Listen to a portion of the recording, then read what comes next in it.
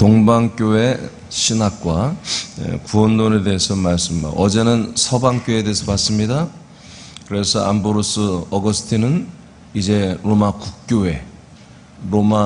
국교회가 됐는데 서방 쪽 중심에 있었던 일들에 대해서 봤고, 오늘은 동방 쪽, 로마의 동로마 쪽에 있는 교회들의 성향이 어떤 교회인지 보도록 하겠습니다. 아직 교회가 동방과 서방교 완전히 나눠지지 않아서 1054년에 가서 나눠져요. 그러나 어제 말한 것처럼 200년대 중반 이후부터 이미 신앙적인 색깔들이 많이 달라졌다고 그랬죠. 그리고 300년대에 와서 암보로스나 어거스틴은 그런 어제 여러분 배운 것처럼 교황을 한마디로 세워주고 국가교회를 절대적으로 만들어주는 그런 신학자들이 나와서 이제까지 우리가 상상도 하지 못했던 아주 괴물 같은 교회가 나와버린 거죠. 동방교회도 한마디로 국가교회가 되는 거예요. 알겠어요? 자, 그러는데 동방에서는 다른 움직임이 있습니다. 그래서 교황을 세우고 이런 것들에 대해서 거절합니다. 그러니까 같은 우리가 기독교지만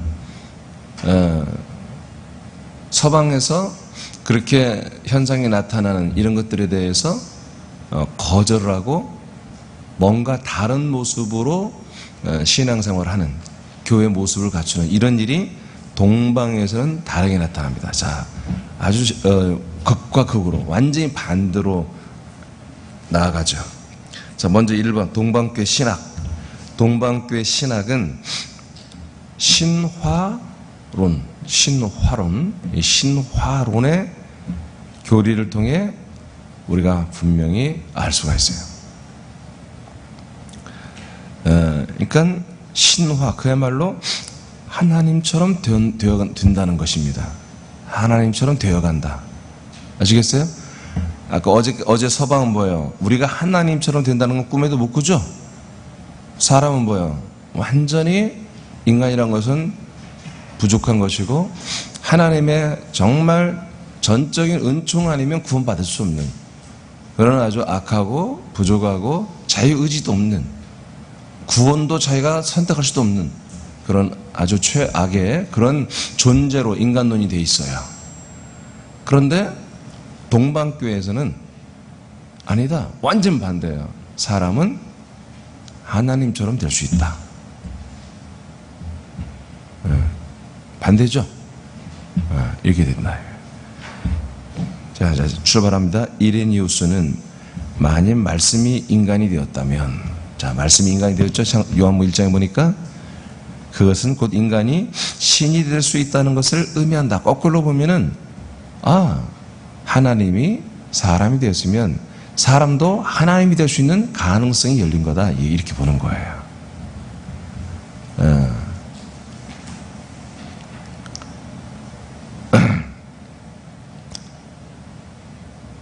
4세기에 이레니우스도 같은, 이레니우스가 말을 했죠. 4세기에 이레니우스가 그렇게 얘기를 했고, 갑바도기아에 있는 교부들은 이 주제를 계속 탐구했다. 그러니까 서방에서는 교부라고 그랬어요.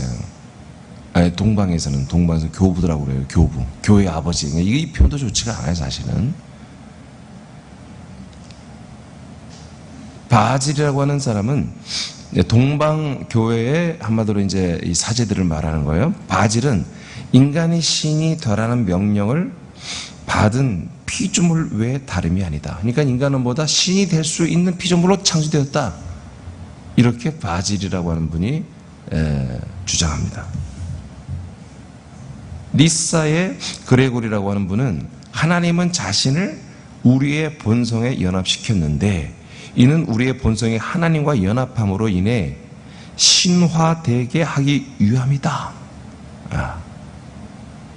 우리의 본성이 하나님과 연합할 수 있다는 거예요. 그러면 연합을 해서 뭐 하려고 하느냐? 바로 신과 하나님처럼 되게 하려는 거다 이거예요. 교부들과 성 그레고리 바라마스는 인간의 신화에 대한 가르침을 세 가지 전제 위에 놓는다. 첫째는 하나님의 형상과 하나님의 모양을 따른 인간 창조. 사람을 만들 때부터 뭐다 하나님의 형상대로 만든 것이 이게 심상치 않은 거다. 그래서 사람을 그냥 무조건 죄인, 악한 자, 부족한 자, 미련한 자, 하나님과는 전혀 연합할 수 없는 자로 그렇게 설정하는 것은 옳지 않다. 하나님이 사람을 하나님의 형상으로 만들었다는 것은 이것은 사람들이 하나님처럼 될 수 있다는 가능성을 열어놓은 거다. 이런 주장을 하는 거예요. 둘째는 하나님 로고스의 성육신. 이 진리인 말씀이 육신을 입는다는 거. 이것이 바로 우리 인간이 다시 진리로 한마디로 환원될 수 있는 가능성이다. 셋째, 성령님 안에서 하나님과 인간이 교제할 수 있는 힘. 성령님 안에서 우리가 하나님과 우리가 교제하고 있잖아. 그러니까 그런 상태를 된다는 건 뭐야? 우리가 성령님과의 교제를 통해서 하나님, 신화, 하나님처럼 될 수 있다. 여러분 지금까지 들어보니까 어때요? 우리 사는 꽤 비슷하죠? 똑같아요. 이게 뭐예요? 제가 어제 얘기했죠. 동방교회는 속사도, 사도들의 그 가르침과 그 모든 걸 그대로 계승해서 나오는 게 바로 동방교회예요. 서방은 아까 말한 것처럼 이제 사도가 했던 것들을 받아들인 것보다 암브로스, 어거스틴을 중심으로 한 새로운 어떤 그런 신학자들, 새롭게 성경을 인용해서 뭔가 자기들에게 환경에 맞는 필요에 맞는 것들을 교리와 교권과 규칙을 만들어내서 그것을 믿게 하는 이런 것을 거절하는 거예요. 그래서 사도들을 통해서 왔던 이 복음, 이 말씀 이런 것들을 계속해서 지키고 보존하려고 힘썼던 게 바로 동방 쪽에 있던 교회들입니다. 이해되시죠? 그러니까 동방에 있다는 것은 터키 쪽으로 해서 콘스탄티노플, 그다음에 좀 더 확장하면은 이제 이 아시아, 이스라엘, 시리아 쪽까지 해당이 되는 곳이에요.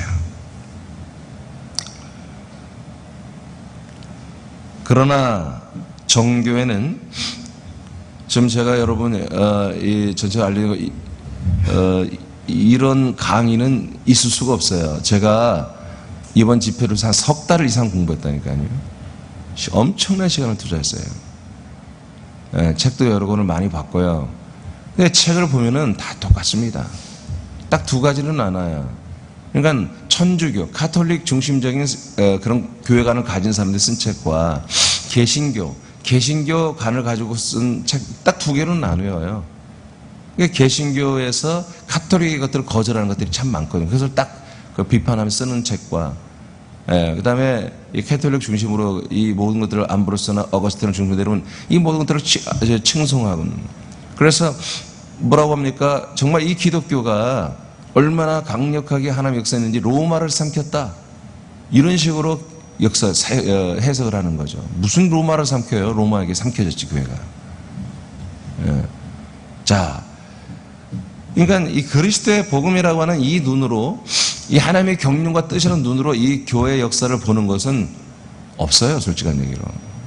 그런 책을 내가 찾을 수가 없죠. 그리스도의 복음 전하는 사람 목사도 못 찾았는데 뭐.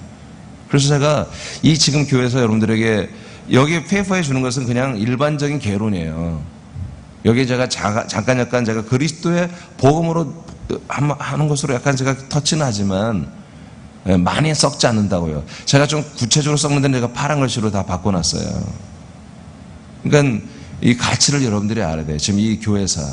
그러니까 여러분들은 사실 나나 여러분이라 몰라도 돼요. 그런데 알고 나서 중요한 걸 아는 것과 전혀 모르고 중요한 것을 아는 것은 다른 거예요.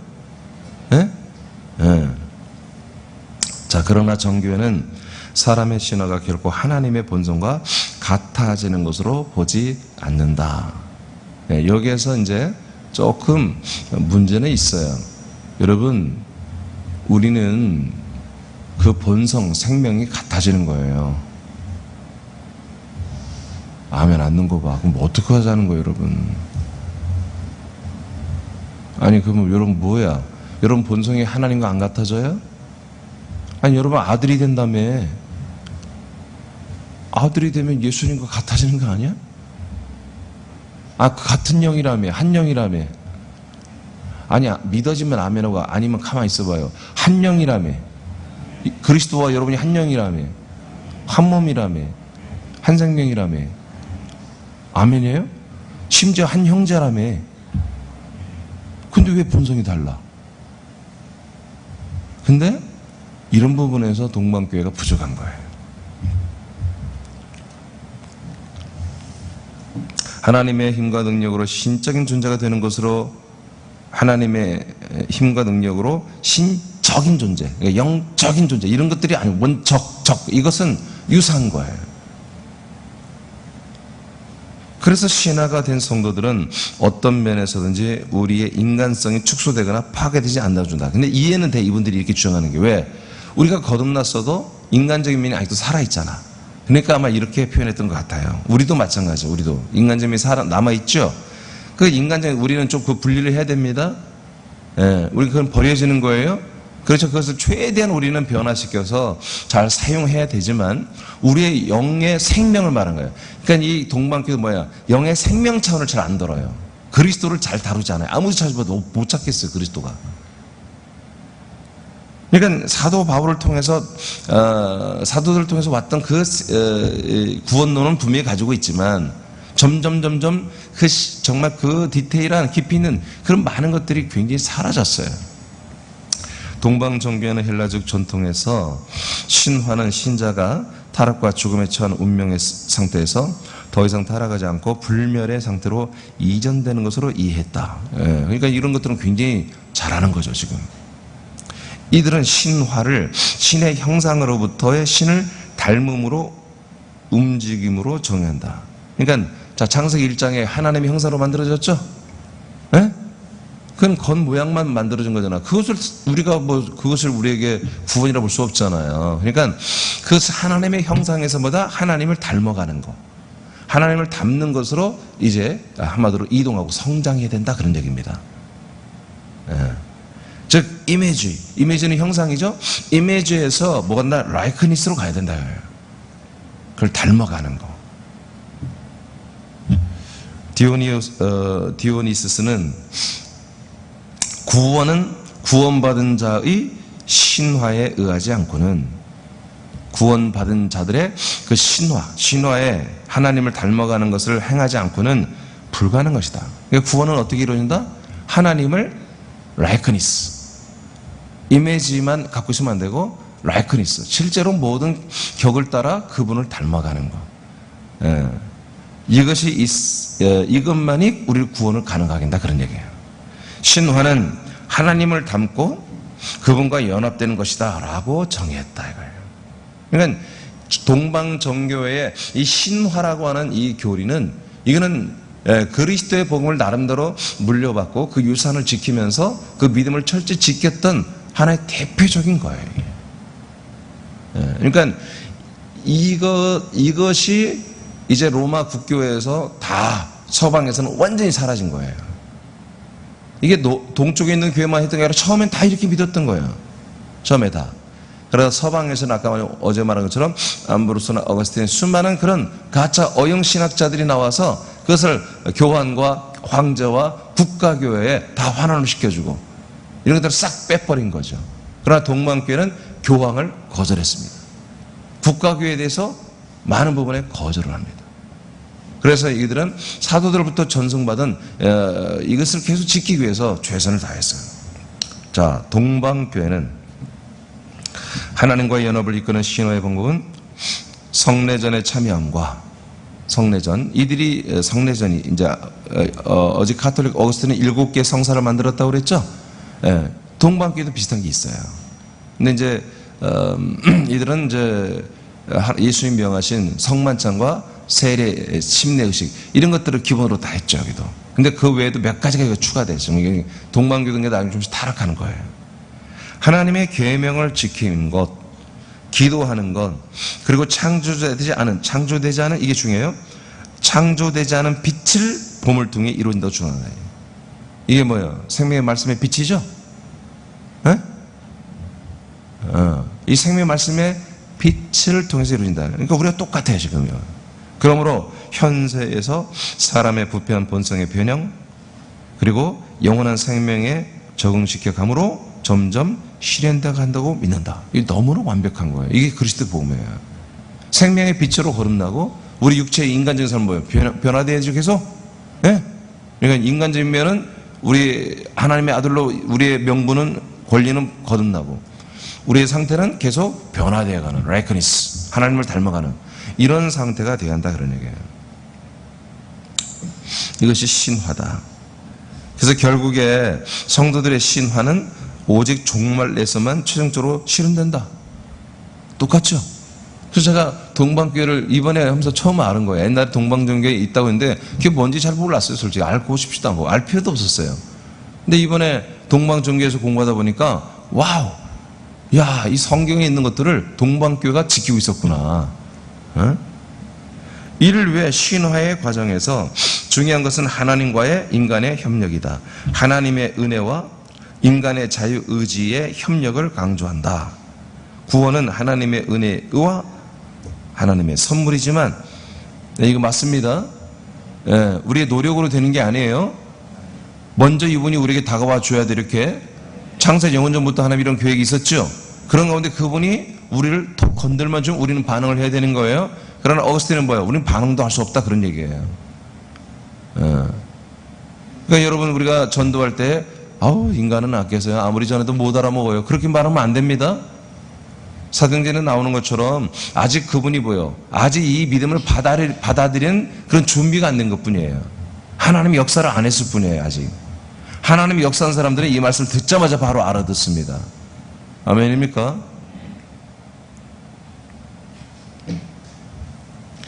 동방정교회가 이를 입증하는 대표 성경 구절들이 있습니다. 베드로서 1장 3절 4절을 다 같이 선포합니다. 시작.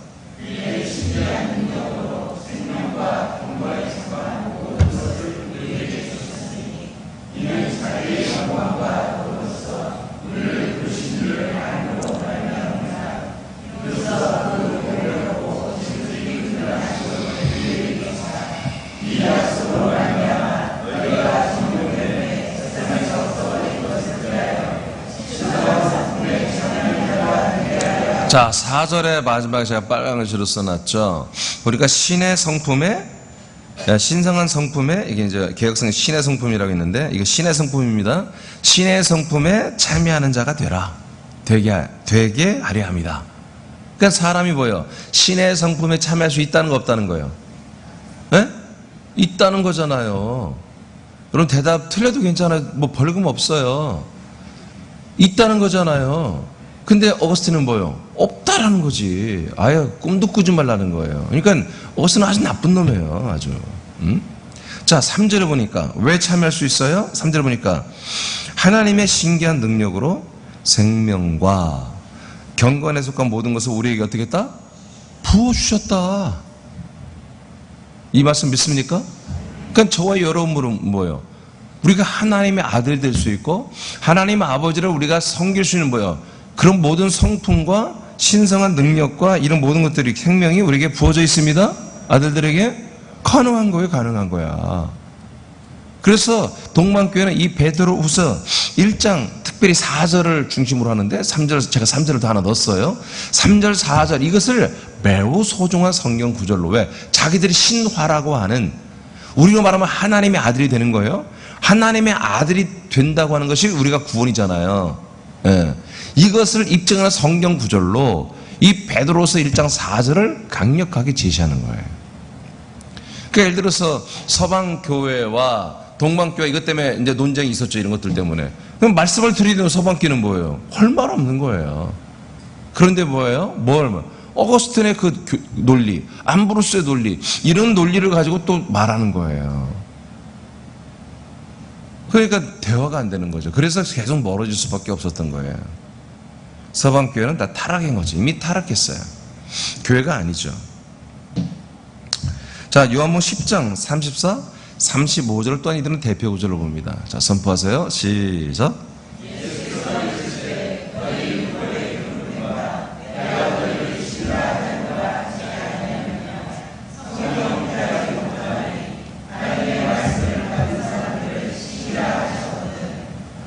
네, 다 읽었어요? 자, 하나님의 말씀을 받은 사람들을 뭐다? 신이라고 하지 않느냐. 시편에 나오고 구약에 나오죠. 그런데 하물며 우리가 예수님의 오케이, 그까지 않고 여하튼 뭐요? 성경에 예수님 말씀하신 거죠. 율법에 기록된 바 내가 너희를 신이라 했지 않느냐. 이 하나님의 율법의 말씀이라도 받아들이고 계명의 말씀이라도 받아들이면 신적인 존재다. 이렇게까지 말씀한 게 구약에 있지 않냐. 이 말씀을 인용하면서 신약의 한 말씀, 구약의 한 말씀 인용하면서 사람은 이렇게 거룩한 신성에 연합할 수 있고 신화될 수 있다는 것을 이들은 주장했습니다. 자, 그 밑에 그리스도의 사역에 대한 동방교회 관점. 자, 그리스도는 그러면 어떤 사역을 했느냐. 동방교회는 구원을 위한 그리스도의 사역을 예수님의 성육신으로부터 지상에서의 삶, 인간의 몸을 가지고 33년 반을 살았죠. 그 다음에 십자가의 죽음, 그리고 그리스도의 부활에 이르기까지의 전 과정을 강조한다. 와, 이렇게 돼 있다니까. 제가 그래서 깜짝 놀란 거예요. 그렇다고 해서 제가 이분들의 어떤 그리스도의 승천, 그 다음에 성령으로 오심과 그 그리스도의 분급, 이런 것까지는 아직 찾지 못했어요. 그런 내용들은. 그러나 여하튼 예수 십자가에서 멈춘 게 개신교회고, 그래도 요즘에 이제 부활의 복음을 전한다고 해서 부활하신 그리스도를, 예수님을 집중하는 이제 이런 현상이 우리나라에 한 10여 년 전부터 생겼죠. 그런데 이미 동방정교에서 이렇게 벌써 300년대에 이미 벌써 이것을 다 믿고 있었다 이거예요. 왜? 성경에 기록되어 있고요. 사도들이 이걸 다 전달했으니까 말이에요. 서방교회와 개신교회의 견해는 그리스도의 십자가에서의 대속적인 죽음을 강조하죠. 서방교회의 터툴리안과 어거스틴은 구원론에 있어 법적 개념을 강조하므로 예수님이 십자가에서 형벌을 받으셨다는 관점에서 해석하여 죄인된 인간이 이를 믿을 때 의롭다고 선언한다고 주장한다. 이것으로 구원론이 끝나버린 거예요. 그러니까 심플하죠. 간단하지. 어거스틴이 말한 구원론은. 루터와 칼빈은 이신칭의 교리로 이것을 서방교회 것을 계승했죠. 동방교회의 신화 사상은 개신교회에서 성화 개념으로 대체됩니다. 그러니까 이 동방교회 신화 개념은 이건 정말 하나님의 아들이 되는 것이거든요. 근데 그걸 모르니까 그리고 하나님의 아들이 된다고 하는 것을 루터 칼빈이 전혀 모르니까 이제 루터도 제가 칼빈 책을 그 기독교 교학을 제가 어느 정도 봤어요. 그랬더니 성화 개념이 있어요. 저도 좀 놀랐어요. 그래서 제가 예전에 설교할 때 이 칼빈의 성화 개념도 잠깐 얘기한 적이 있는데, 근데 이 성화가 뭐예요? 하나님의 아들이 되는 그런 게 아니에요. 그냥 라이커니스, 하나님의 어떤 성품들을 닮아가는 그런 성숙되어져가는 하나의 과정이 예수의 보혈의 피로 구원받는 우리에게는 필요하다. 이런 거예요. 이것을 또 구체적으로 더 발전시킨 게 감리교예요. 감리교가 이 웨슬레 목사님이 신부가 이걸 최고로 잘 만들어 놨어요. 예, 그래서 뭐 칭의, 중생, 성화, 완전 이런 한 5단계로 잘 기가 막히게 만들었죠. 전 뭐 그건 다 배웠죠. 알고 있죠. 근데 그게 뭐냐? 사람으로서 그렇게 성화의 단계를 걷는 거예요. 거듭난 것이 아니라. 루터, 칼빈도 마찬가지죠. 근데 왜 칼빈이 또 루터가 이 성화를 했느냐? 이들이 종교 개혁을 했잖아요. 교황권의 개혁을 한 거잖아요. 그러니까 무엇으로 영향을 받았겠어요? 동방교회의 영향을 받은 거예요. 이들이 서방교회에 있었지만 동방교회 그런 책을 어느 날 만나는 거예요. 어느 날 이들의 책 한 권을 루터가 만나는 거예요. 그러니까 개신교는 뭐예요? 개혁교회는 서방교회 것도 섞여 있고 동방교회 것도 이 성화 개념만, 신화 개념이 아니야. 그냥 성화 개념이야. 하나님의 아들이 되는 개념이 아니라, 우리가 구원을 받는다 해도 한마디로 성화의 단계가 있어야 된다. 이런 정도로 가지고 나온 게 개혁교회인데, 그것도 개혁교회가 또 타락해서 성화 개념이 많이 약화되어 버린 거예요. 그래서 오직 하나님의 전적인 은혜, 선행적 은총에 의해서 정말 우리 악한 죄인 인간, 아무것도 모르고 정말 너무너무 사악한 인간은 전적인 하나님의 은혜로 구원을 받는다라고 하는 이런 것으로만 한마디로 다 이렇게 전부 다 포장이 돼버린 거고, 성화 개념은 장로교에서 많은 부분에 퇴출됐죠. 그것이 이제 감리교에서 활성화됐고, 그 감리교에서 나온 성결교단이 그래서 이 부분을 또 강조해서 지금 이렇게 하고 있는 거예요.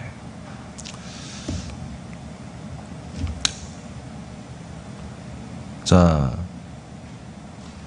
2번 동방교회 3단계 구원론. 동방교회는 사도들의 신앙과 사상을 계승한다. 점진적인 구원론을 믿는다. 그래서 동방교회에서 속사도란 말이 나오는 거예요. 속사도. 사도들을 이어받은 그 사도들의 후계자들, 제자들, 그들이 그 사도권을 이어받아서 한다는. 그러나 서방교도 뭐예요? 교황만이 베드로의 한마디로 적자, 후계자다. 이렇게 이제 지들이 신학적으로 만들어서 주장하죠.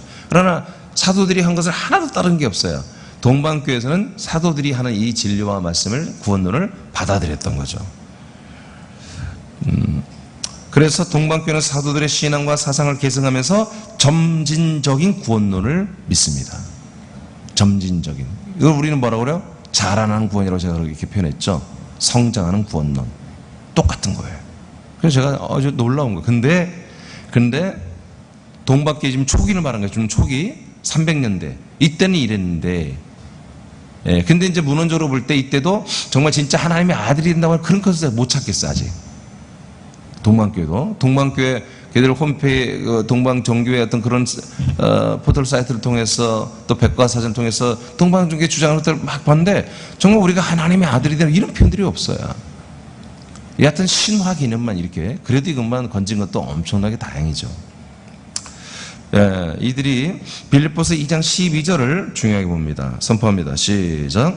그러므로 나의 사랑하는 자들아, 너희가 나 있을 때뿐 아니라 더욱 지금 나 없을 때에도 항상 복종하여 두렵고 떨림으로 너의 구원을 이루라. 우리가 너무나 많이 사랑하는 말씀이죠. 이 성경 구절을 이들도 굉장히 좋아하고, 이렇게 구원이란 뭐냐? 점진적으로 구원을 받는 거다. 그 다음에 누가복음 10장 25, 28절 시작.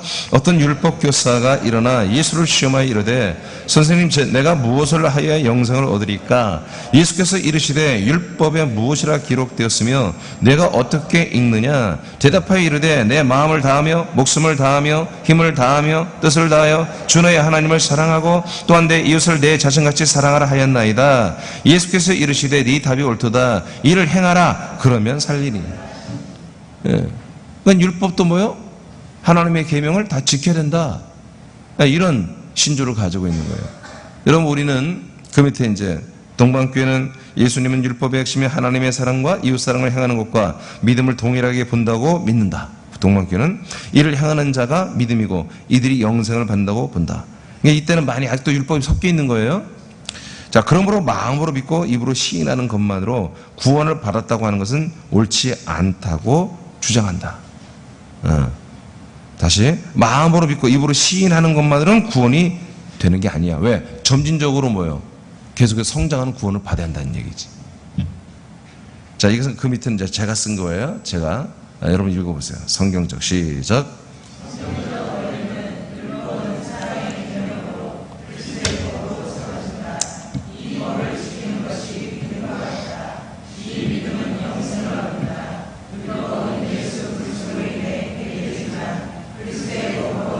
근데 내가 이제 정확히 해석해 놓은 거예요. 근데 이제 동방교회 자료들을 보니까 물론 이제 어마어마한 자료가 많겠죠. 제가 다 못 찾았겠지만 이런 설명이 없어요.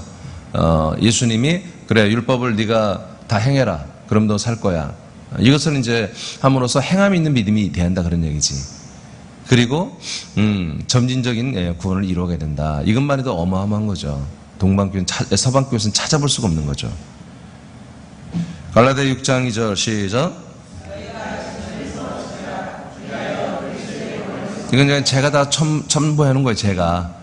우리는 율법을 지키지 않습니다. 우리는 뭘 지켜? 그리스도의 법을 지킨다 이거예요. 그래서 율법을 그리스도의 법으로 만들었는데 뭐예요? 하나님을 사랑하는 것과 이웃을 내 몸처럼 사랑하는 것이 뭐예요? 그리스도의 법이라고 했잖아요. 그리스도의 율법. 이것만 지키면 됩니다, 우리는. 자, 고전 9장 21절 시작.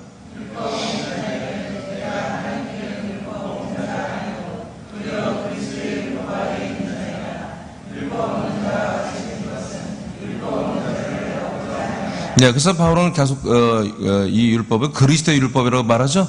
자기는 그리스도의 율법을 지키고 있는 거예요 지금. 그리스도의 율법. 현재 동방교회는 3억 정도가 된대요. 전 세계에. 상당히 많죠. 3억. 3억. 미국에는 600만 명 정도가 있다고 합니다. 미국에 상당히 많아요. 동방종교회는 지금 터키 쪽에 있었던 이 콘스탄티노플을 중심으로 해서 있던 이것은 거의 많이 말살됐죠. 사라졌죠. 그리고 이제 폴란드, 러시아에 가장 많아요. 러시아에. 그러니까 러시아에 가서 이 동방종교를 접한 사람들은 지금 오늘날 개신교와 캐톨릭에서 접하지 못한 이 그리스도의 개념을 좀 맛볼 수 있는 거지. 맛볼 수 있는 거예요. 이들에게는 사도로부터 계승되는 진리성과 정통성과 역사성이 있다. 동방교회는 믿음으로 살 것을 말하나 믿음으로 구원을 받는 것을 강조하지 않는다. 3단계의 구원을 강조한다. 클레멘스라고 하는 180년에 이제 활동에 살았던 사람이에요. 클레멘스. 이분은 이제 동방 쪽에, 동쪽에 있었던 이제 하나의 이제 교회 지도자죠. 감독이죠. 이제 우리는 이제 담임 목회자예요, 목회자. 자, 그리스도인은 로고스, 즉 말씀을 통해 신화에 이르는 사람인 거다. 예. 그리스도인은 누구냐? 바로 말씀을 통해 하나님처럼 되어가는 거다, 그런 얘기예요. 즉 말씀이 사람이 되었다. 이들은 순종을 통해 신화를 통해 구원을 증명해내야 하기 때문에 평생을 통해 구원을 이루어간다고 믿고 있었다. 그래서 이들의 구원은 점진적이며 유기적이며 진행형이다. 동방에서의 예수님의 죽음과 십자가는 죄값을 대속한 것이며, 이건 다 똑같아요 우리하고. 이는 사람들의 잘못된 행동으로 빚어진 고통스러운 결과를 예수님이 받아들이는 것이라고 본다. 그리스도가 하신 일은 우리가 하나님과, 그러니까 예수가 한 일이 있고 그리스도가 한 일이 이렇게 분류를 하더라고요, 표현이. 그러니까 이건 이 문헌은 제가 솔직히 말하면 동방종교에서 나온 문헌이 아니라 개신교 어떤 신학자가 이 동방종교를 연구하면서, 러시아 쪽을 연구하면서 그런 자료를 다시 한번 옮겨놓은 글을 제가 다시 온 거예요. 그러니까 여기에 이제 이게 정확한지 아닌지는 솔직히 몰라요. 근데 여하튼 이렇게 표현됐어요. 너무 감사하죠. 예수가 한 일은 죄값을 한마디로 속량하는 일이고, 대속한 일이고, 그리스도가 하신 일은 우리가 하나님과 하나가 되기 위한 일만 하셨다. 맞죠? 맞죠? 즉 사람의 영혼과 하나님이 일치하는 사상이 나왔다. 이것이 신화이며 구원이라고 합니다. 이것을 뭐예요? 그리스도로 인해서 됐다, 그런 얘기예요. 사도들을 계승한 교부들이 이를 가르쳤다. 이게 사도들을 계승한 교부들을 속사도라고 하는데, 그러나 이건 제가 쓴 거예요. 그러나 예수가 그리스도가 되는 것을 되는 설명을 찾기가 어려워요. 아무리 찾아도 없어요. 예수가 어떻게 그리스도가 됐기 때문에 우리가 어떻게 그리스도와 연합해서 하나님의 아들이 된, 이런 표현은 없다 이거지. 추측하기에는 부활하신 예수님을 그리스도라고 호칭할 것이라고 저는 이렇게 보고 있습니다. 이들이 부활하신 예수님을. 그러니까 우리는 뭐예요? 부활하신 예수가 아니죠. 성천과 영광, 왕권을 받고 우리에게 그 다음에 오시는 분을 우리는 그리스도라고 보잖아요, 성경으로 보니까. 근데 이분들은 그런 표현이 전혀 없어요. 부활하신 그분을 믿는 것을, 그 부활하신 그분을 연합하고 하나 되는으로써 신화, 라이크니스가 된다. 이렇게 이들은 이제 믿었던 것 같아요. 13페이지. 동방 교회들의 교부들이 주장하는 구원의 3단계인데, 여기서 이제 제가 정리를 했어요. 자, 무명자, 즉 이름이 없는 거예요. 이름이 없는 책이 하나 나왔어요. 1350년경에 독일 신학이라고 하는 책이 출간이 됩니다. 루터는 이 책을 매우 소중히, 루터는 이제 1500년대 사람이니까, 1400년대 후반에서 사람이니까 상당히 이제 시간이 지난 다음에 이 책을 저자 미상의 이 책을 보게 되는 거예요. 독일 신학이라는 신학서적이죠. 이 책을 매우 소중히 여기서 자기 이름으로 다시 한마디로 집어넣어가지고 이 책을 출간하여 이 책을 세상에 알립니다. 독일 신학은 동방교부들이 계승한 내용들이 담겨져 있는 거예요. 그러니까 동방교회에서 나온 어떤 문헌들을 누군가 정리했는데 이름이 없는 사람이 해놓은 거죠. 이게 동방교회의 하나의 산물이에요. 이것을 루터가 발견하고 이것을 아마도 자기 이름으로 넣어서 책을 출판했다 그런 얘기예요. 이 책에서는 세 단계 구원론을 가르쳐요. 이 책에 이게 있는 거예요. 그러므로 루터가 말한 믿음으로 구원을 받는다는 것은 현대 개신교의 단번에 구원을 받는다고 계산한 것은 지금 오늘날 엄청난 문제가 생겨버린 거예요. 사실은. 루터는 처음에 이런 것들을 주장한 거예요. 3단계 구원론. 단번에 십자가에서 구원받다고 하지 않았던 거예요. 루터도. 근데 오늘날 중간에 이 개신교차도 또 타락해서 이런 것까지 다 버려버린 거죠. 루터는 성화의 단계를 말했습니다. 그러나 생명 차원에서의 내용은 아니었어요. 제가 읽어보니까. 자, 1번 성화의 과정. 첫 번째가 정화의 단계. 정화. 이게 성결의 단계죠. 깨끗하게. 하나님을 아는 단계라고 봅니다. 하나님을 이제 알아가는 단계. 영혼이 깨끗할 때 하나님의 거룩한 산에 오를 수 있다고 봅니다. 이스라엘은 하나님을 만나러 갈 때 성결 의식을 했다. 구약에 보니까. 이게 이제 루터가 쓴 게 아니에요. 이름을 알지 못, 작자 미상에 독일 신학이라는 책에 이런 내용들이 있는 것을 이제 말하는 거예요. 자, 출애굽기 19장 10절에서 14절 한번 좀 읽어보겠어요. 시작.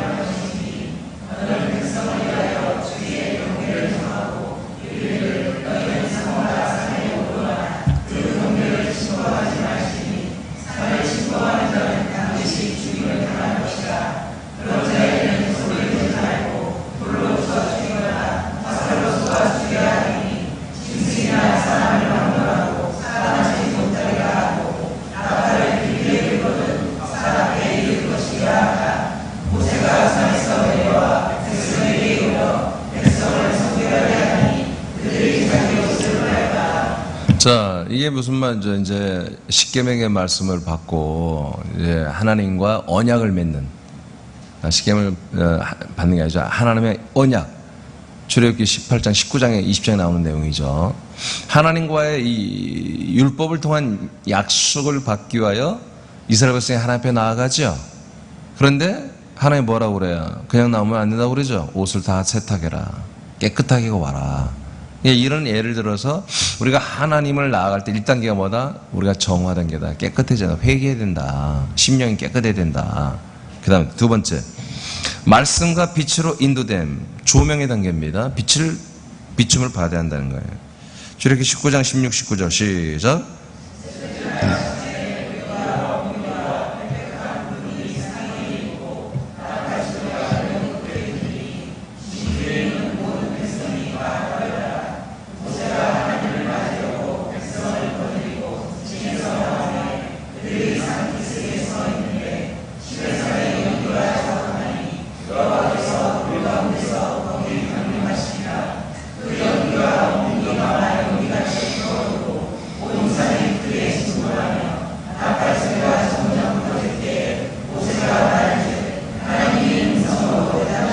자, 여기 읽어보니까 어때요? 배경이 다 어둡죠?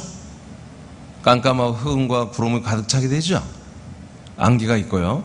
그런데 뭐요? 멀리서 하나님의 하나님의 불빛이 보이죠? 그러니까 모세가 그 불빛을 보고 이제 말을 하기 시작하죠. 하나님께, 여호와에게. 그러니까 여호와가 뭐 그때 음성으로 말하기 시작하죠. 그러니까 뭐예요? 회개하고 빨고 세탁하고 정결하게 가면 어떤 일이 일어난다? 하나님의 그 어둠 속에서 하나님이 불의 빛으로 우리에게 다가온다는 거예요. 그리고 하나님의 음성이 들려온다. 이 하나의 예로 신학적으로 이제 성서 신학적으로 이렇게 지금 이제 풀어주는 거예요. 이 책에서. 자, 그래서 마가복음 1장 15절 또 보세요. 시작.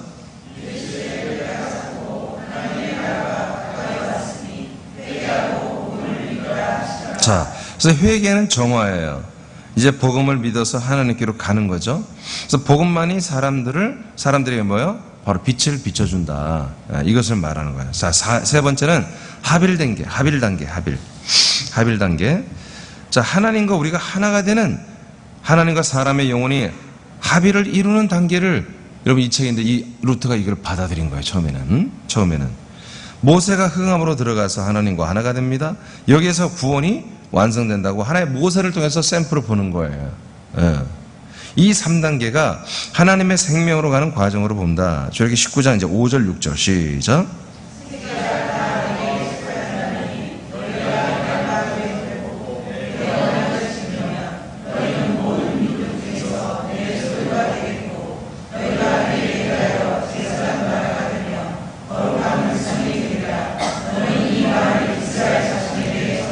자, 이렇게 하나님께 나아갔을 때 하나님 뭐야? 이제 너는 한마디로 제사장, 너희들은 내 모든 민족 중에 내 소유, 하나님의 소유, 하나님 것이 되겠고 제사장의 나라가 된다. 거룩한 나의 백성이 된다. 그래서 이제 율법적 개념이지만, 구약적 개념이지만 이것을 하나님과 우리가 합일이 되고 하나가 되는 이런 것을 이 출애굽기 19장을 통해서 이렇게 조명을 한 거예요. 자, 14페이지 마지막 페이지입니다. 하나님이 이스라엘을 택한 것은 천국 백성을 삼으려 한다. 즉 하나님의 자녀로 삼으려 한다. 이스라엘인들은 하나님을 만나러 가는 과정을 이렇게 3단계로 보는 것을 이 작자미상의 동방교회에서 흘러나온 것 같은 이 루터 독일 신학이라는 책에 게재되어 있다. 이것을 루터가 이걸 영향을 받아서 초기 개신교에도 이런 부분에 루터가 상당히 많이 가르치고 강조를 했지만 결국에는 이것이 이런 것들이 많이 사라져버렸다. 개신교회에. 하나님과 합일이 된다고 하는 거, 우리가 하나님의 아들이 된다고 하는 개념이 없잖아요. 여러분 그런 게 없었잖아요. 하나님의 자녀의 권세는 여러분 숱하게 많이 들어왔겠지만 ዮም 1장 12절에 왜? 능력은 있으면 좋으니까 여러분들이. 그러니까 하나님을 내가 믿는 데 있어서 내가 하나님의 아들이 돼서 믿는 것이 아니라 내가 사람으로서, 성도로서, 신자로서, 믿음의 사람으로서 믿는 것을 처음부터 배우고 끝까지 그렇게 배우다 저를 만난 거 아니겠어요? 근데 루터가 처음에 종교개혁을 할 때 이 독일 신학책의 영향을 받아가지고 자기 이름으로 출판할 정도였다니까요. 이런 영향을 받았기 때문에 종교개혁을 할 수가 있었던 거죠. 그런데 이러한 정말 신선한 이 종교개혁의 이런 진짜 배기는 다 날아가 버린 거죠. 지금 개신교회도. 칼빈도, 칼빈은 이제 루터보다는 한참 후배인데 칼빈도 프랑스에서 했는데 칼빈도 뭐예요? 이런 성화 사상이 있어요. 이것에 영향을 받아서, 루터의 영향을 받아서. 근데 그도 많은 부분에 날아가 버린 거예요. 안타깝죠.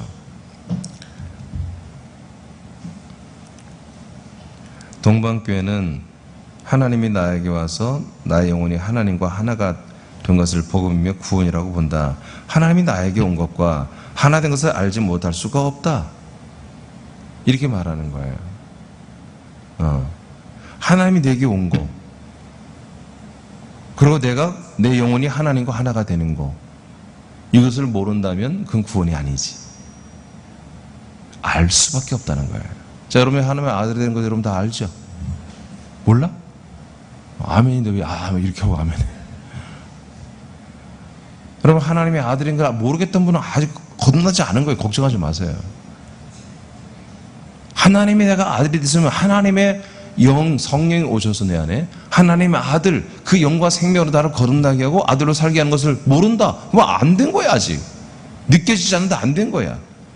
근데 그게 됐다면 뭐요? 느껴져야 돼. 당연히 알아지는 거지. 내 생각과 마음과 행동과 내 언행 심사에서 다 나오는 거니까. 아멘? 아멘? 지금 동방교회 이들이 이런 표현을 하는 거예요. 자, 이것이 복음이며 구원이다. 그래서 이들은 신화가 구원론이고요. 3단계의 이 구원론의 과정이 있다. 그래서 결국보다 하나님과의 합일, 하나가 되는 거다. 출애굽기 20장 21절, 백성은 멀리 서 있고 모세는 하나님이 계신 흑암으로 가까이 가니라. 시편 97장 2절, 자, 흑암에 계신 하나님께로 나가는 거예요.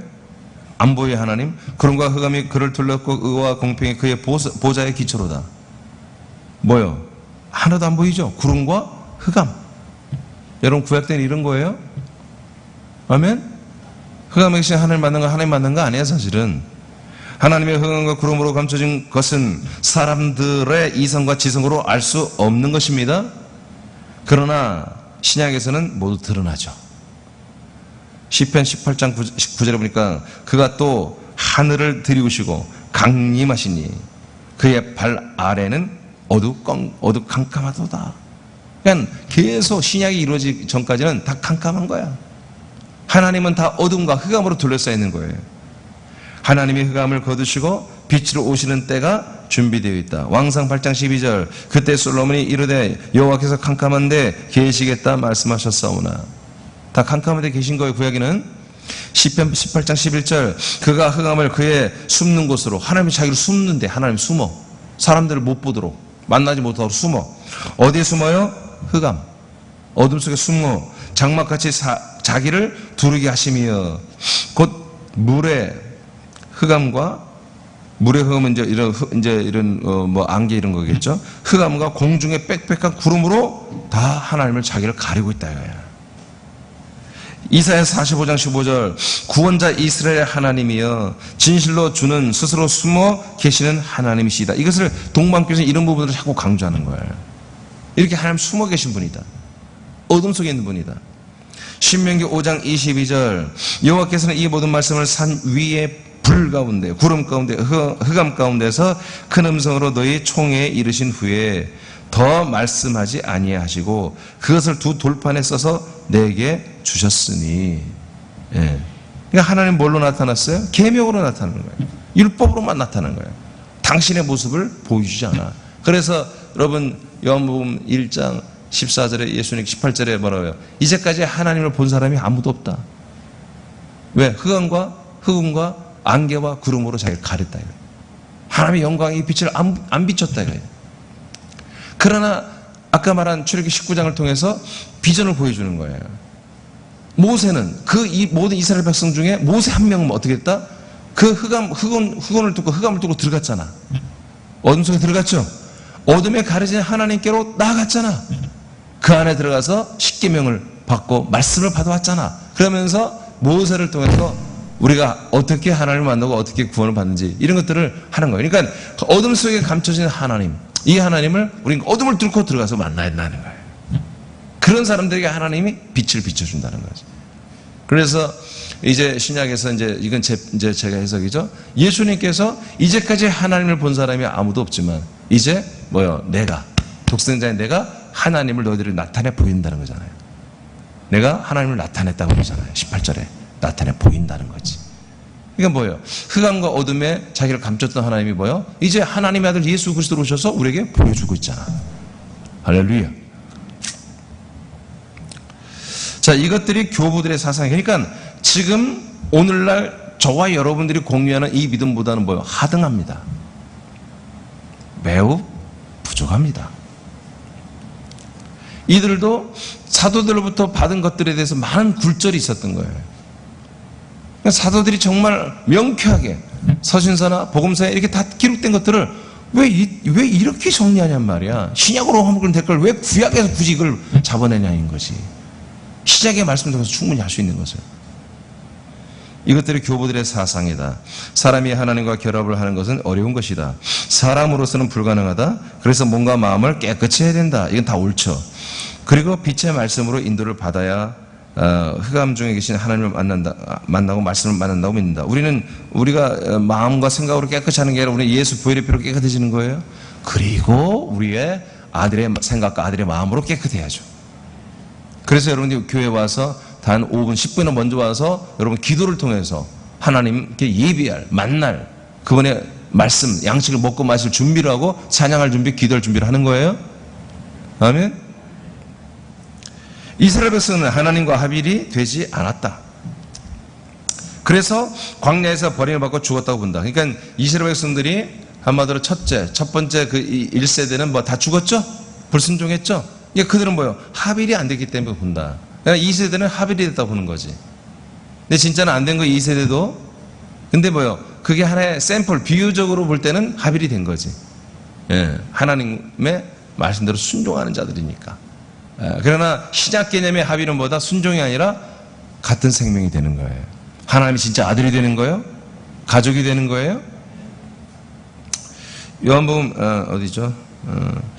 이건 제가 이제 한 거예요. 성경적인 합일은 예수와 연합하여 죽고 버려지고 생명의 빛의 영광으로 오신 그리스도와 연합하여 빛비침을 받으면 하나님의 아들의 영으로 거듭나는 것입니다. 이렇게 정리하면, 저같이 정리하면 얼마나 좋을걸. 그냥 구약 것을 갖다가 쓰니까 더 이렇게 복잡하게 만들었죠. 즉 하나님의 본질적인 아들의 영과 아들의 생명과 우리가 같아지는 것입니다. 이게 뭐예요? 동방교에서 말하는 신화의 개념이죠. 그러나 제가 정의한 것처럼 이렇게 심플하고 명확하지가 않다는 거죠. 이것도. 동방교는 이 부분까지는 가지 못한 걸로 제가 지금 보니까 사료가 돼요. 자, 요한복음 1장 12, 13절을 선포합니다. 시작.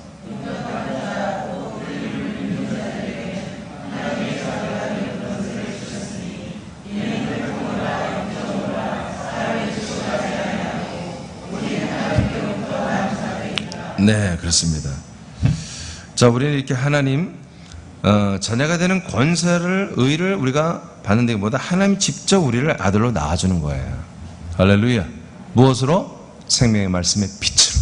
그래서 그 창조되지 않은 빛이라는 것을 동방교에서 말해요. 창조되지 않은 빛. 그러니까 창조된 빛은 뭐예요? 태양빛이죠. 태양빛이 아닌 빛이 있다는 거지. 그게 뭐다? 바로 요한복음 1장 12절에서 영접하는 그 빛을 말하는 거예요. 1절부터 11절까지 뭐예요? 말씀 안에 생명이 있고 그 생명은 사람들이 비춰진 빛이라고 그러죠. 이 빛을, 사람들이 비춰지는 그 말씀 안에만 있는 영원한 아들의 하나님의 생명을 우리가 받아들이면 뭐다? 하나님의 아들이 된다는 거죠. 네, 이 빛비침을. 고린도 4장 4절 시작.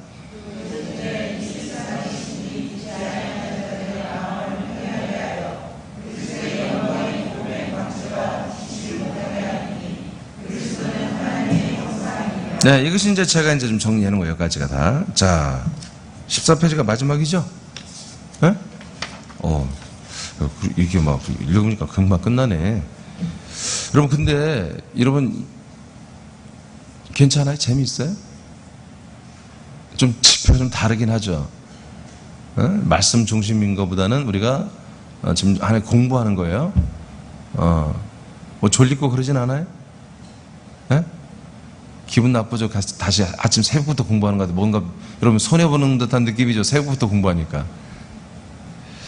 동방교회의 예수를 믿는 것과 그리스도인의 삶은 무엇인가? 동방교회에서 예수를 믿는 것과 그리스도인의 삶은 무엇인가?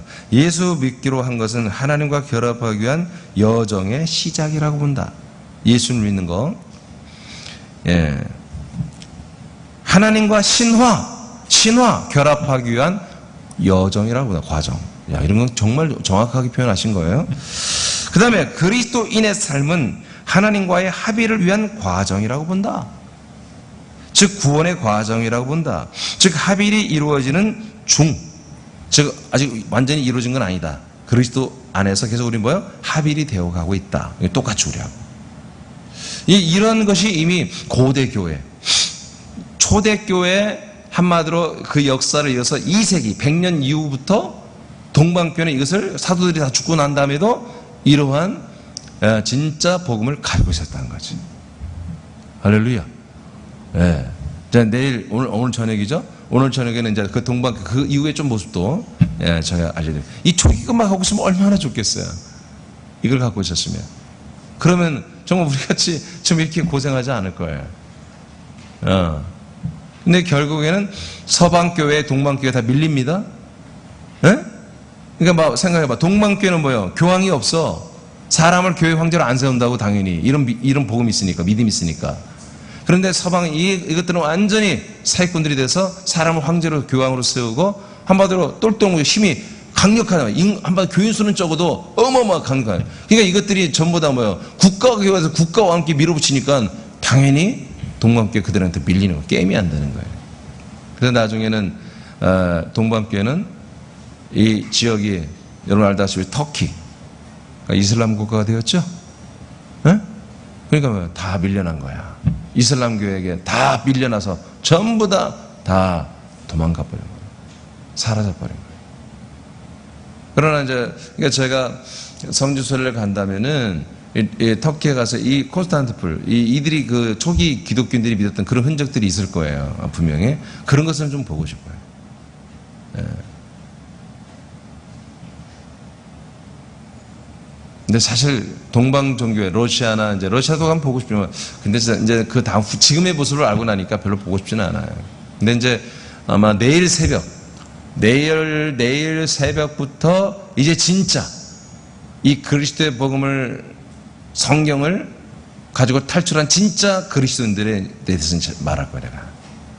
그러니까 지금 여기 동방교회까지는 답이 없어. 그래도 초기 동방교회는 이게 갖고 있다. 근데 이들이 이것을 계속 계승하지 못했다. 오늘 여기까지 하고 오늘 저녁에 이어서 동방교회 보도록 하겠습니다. 그래서 동방교회는 동방정교회라고 합니다. 정교회. 왜? 이게 정통이다 우리가. 아니 우리가 생각해도 맞잖아. 서방교회는 완전히 저건 정말 강도들이지. 교회가 아니야. 그러니까 정통교회는 우리밖에 없다라고 해서 동방에 있는 이 기독교가 우리는 정교회다. 그래서 정통교회다. 이렇게 해서 정교회라고 이렇게 좀 표현하고 있습니다.